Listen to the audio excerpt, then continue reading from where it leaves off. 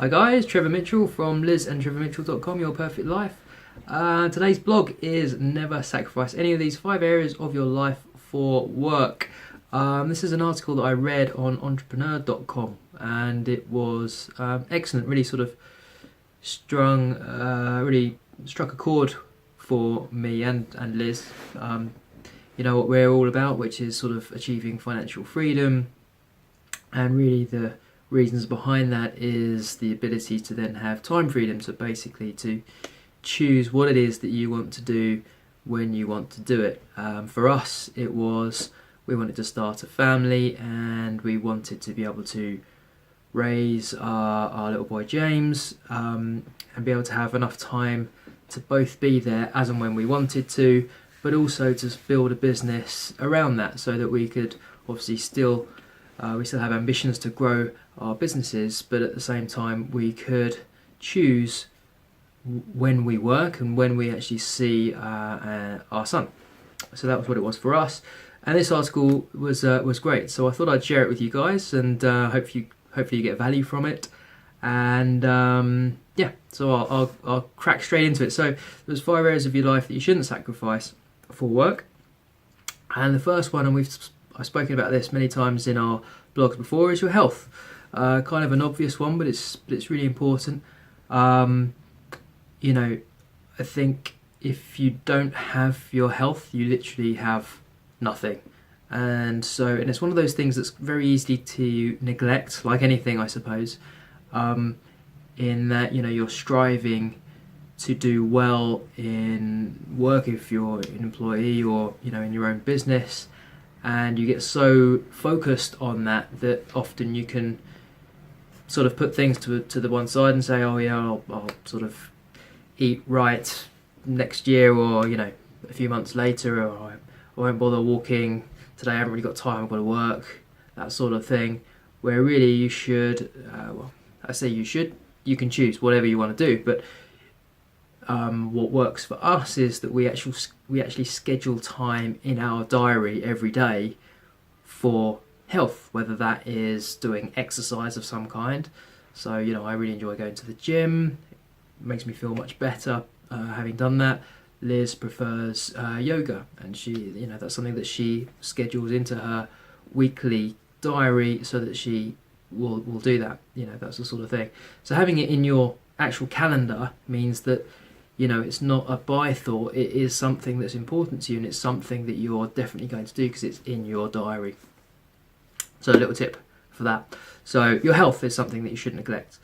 Family, another one.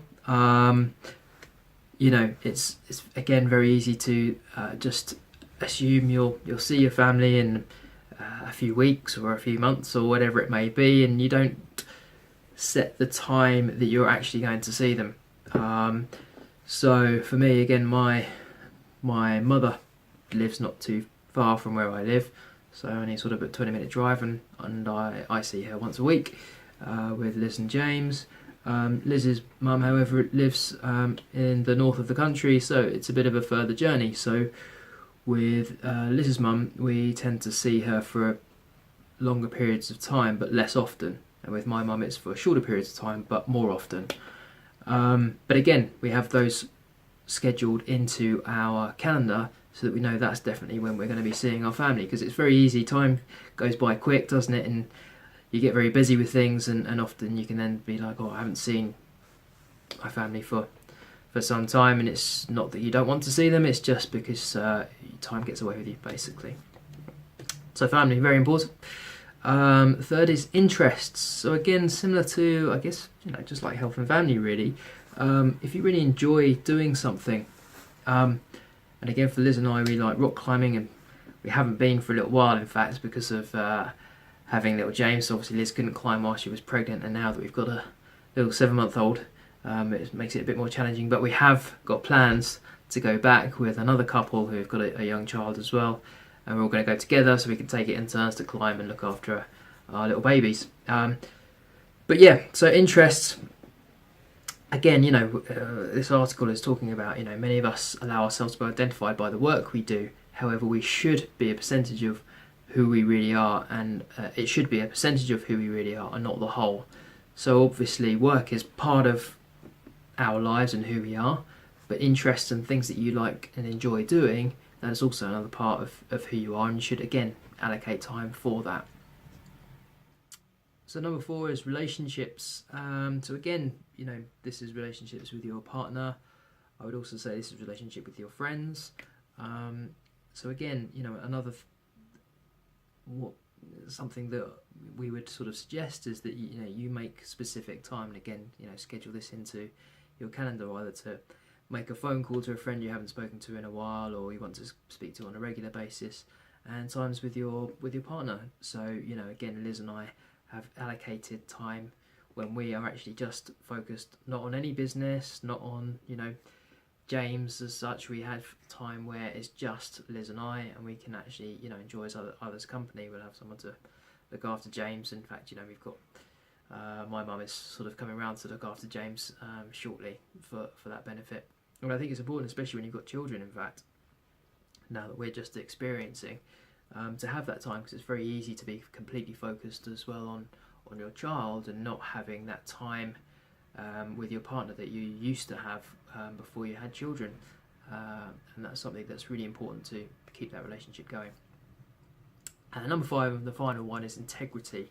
So again, kind of goes without saying, but stick to what you believe no matter what, and ensure your actions match your beliefs. And I really like that, because Liz and I are very much all about integrity, and everything that we do, we have to, when we're deciding on what we should do next, we're always thinking, okay, does this fit with our values? Does this fit with what we want to do for people and achieve? And would it jeopardise our integrity by doing this? Sometimes money can be an attractive thing, and it could tempt you into losing sight of your values and integrity, and that's something that we would never do, and we would encourage anyone who's in business or not or an employee or whatever, but never lose your integrity with whatever you're doing.